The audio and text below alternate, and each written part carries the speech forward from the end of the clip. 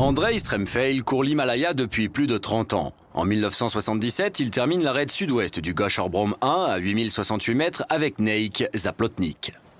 2 ans plus tard, il touche le sommet de l'Everest avec l'expédition yougoslave qui remonte intégralement l'arête ouest, présentant des passages rocheux difficiles à haute altitude. En 1989, c'est le tour de la voie centrale de la face sud du Shishapangma à 8046 mètres, ouverte en 3 jours avec Pavel Kosiek. Parmi ces ascensions sur les 8000, la première de la face sud-ouest du Kanchenjunga Sud à 8476 mètres, réussie en style alpin avec Marco Prezel, est distinguée par le premier piolet d'or en 1991. Plus récemment, Andrei s'est exprimé sur le versant tibétain du Gyachung-kang à 7952 mètres et a ouvert à l'âge de 50 ans une voie difficile sur le Yanak Chuli à 7090 mètres en 2006.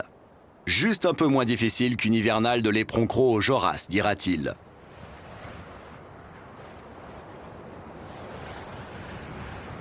Andrei, qui a refait l'Everest avec son épouse en 1990, fait partie de ces alpinistes slovènes qui étonnent le monde de l'alpinisme.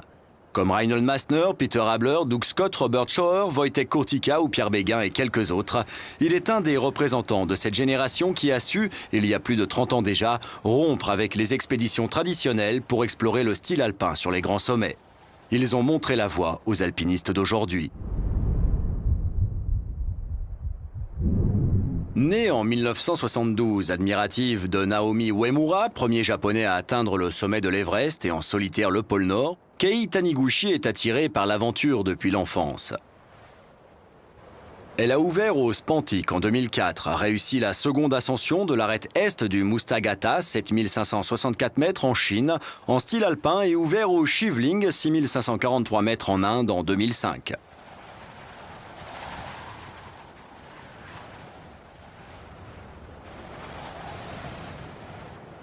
En 2006 et 2007, elle fait connaissance avec la très haute altitude au Manaslu et à l'Everest. Pour la première ascension en 2008 de la face sud-est du Kamet à 7756 mètres en Inde, en style alpin avec son compatriote Kazuja Hired, elle est récompensée l'an passé à Chamonix par un piolet d'or. Cette année, elle a échoué 2 fois dans ce style engagé et incertain sur la face ouest du Kunyang Shish à 7400 mètres et sur la face est du Gauri Shankar à 7134 mètres. Au sein de ce jury, elle représente avec féminité la nouvelle génération d'alpinistes engagés.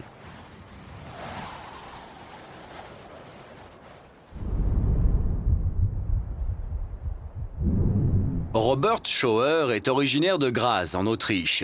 Il commence sa carrière d'himalayiste en 1974 avec la première du Pumari Shish, 7458 mètres.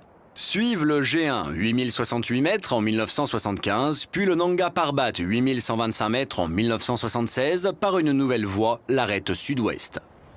Summiteur de l'Everest en 1978, du Makalu en 1981, du Broad Peak, 8047 mètres en 1984, après une hivernale à Liger en 1985, il se lance la même année dans une des plus fabuleuses aventures de l'Himalaya, la face ouest du Gasharbrom 4 à 7925 mètres, avec Wojtek Kurtyka. La difficulté de cette ascension mixte qui se déroule sur un marbre tour à tour compact ou friable, l'absence d'emplacement de bivouac, la tempête qui bloqua la cordée pendant 2 jours, la descente par la difficile arête nord-ouest l'ont fait entrer parmi les mythes de l'Himalaya. Robert Schauer, qui a créé le Festival international du film de montagne de Graz, est depuis 1988 producteur de films.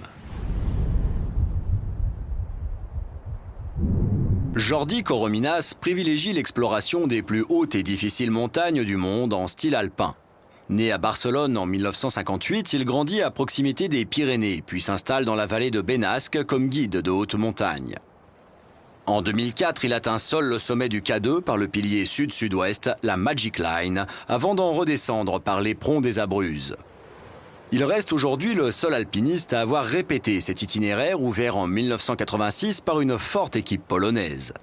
Korominas a mené de nombreuses expéditions dans toutes les chaînes de montagnes du globe. En Inde, voie américaine de l'arête ouest du Talai Sagar, 6904 mètres en 1990, ouverture en face est du pic Meru Nord, 6450 mètres en 1994, voie Bonington-Fotheringham au Shivling, 6501 mètres la même année. De 2004 à 2006, il s'exprime en solitaire dans les Andes péruviennes. Il y revient en 2007 avec Orio Barro pour ouvrir la très délicate paroi glaciaire et mixte du Ciula Chico à 6265 mètres ou encore gravir la face nord du Huascarán Sud à 6768 mètres. À 50 ans, en 2008, Corominas réalise la première de la face est du Cerro San Lorenzo en Patagonie. Toujours avec Barro, Corominas s'est encore exprimé en 2009 sur l'éperon sud vierge du Tenggiragi Tao, 6968 mètres au Népal. Il a choisi la descente à quelques longueurs du sommet, des gelures menaçant les pieds de son compagnon. Lindsey Griffin est surtout connu en tant que titulaire de la chronique d'alpinisme la plus complète de ces dernières années, qui a été pour les grands magazines britanniques comme I ou aujourd'hui Climb, une sorte de colonne vertébrale. Lindsey montre une érudition encyclopédique, que ce soit sur le plan historique ou géographique. C'est que Lindsey, en dehors de ses talents de journaliste et d'historien, a voyagé dans la plupart des massifs du monde, d'où il a ramené une extraordinaire collection de photos, de renseignements et de contacts. Sa casquette de chroniqueur ne doit pas occulter son activité d'alpiniste. Les habitués du massif du Mont Blanc se souviendront d'une nouvelle voie sur le versant est du Taku, ouverte du 30 décembre 1973 au 1er janvier 1974 avec Seamus Bealane. Au Népal, Lindsey a ouvert en 1978 avec Roger Everett une voie rocheuse superbe au coin des Chars à 6093 mètres, mettant en évidence l'intérêt de la chaîne bien visible de Namche. Née en 1970 à Ekaterinbourg, ville militaro-industrielle de l'Oural, Anna Piunova a découvert la montagne et l'escalade avec son grand frère. Elle progresse rapidement sur le rocher et devient membre de l'équipe jeune d'escalade de l'Union soviétique. Elle choisit d'intégrer l'armée et son club des sports, seule chance de gagner de l'argent en tant que grimpeuse, moyen aussi pour s'éviter une vie trop routinière au cœur d'une ville d'usine. Elle rencontre les forts grimpeurs russes Alex Klenov, Sergei Borisov ou encore Misha Pershin.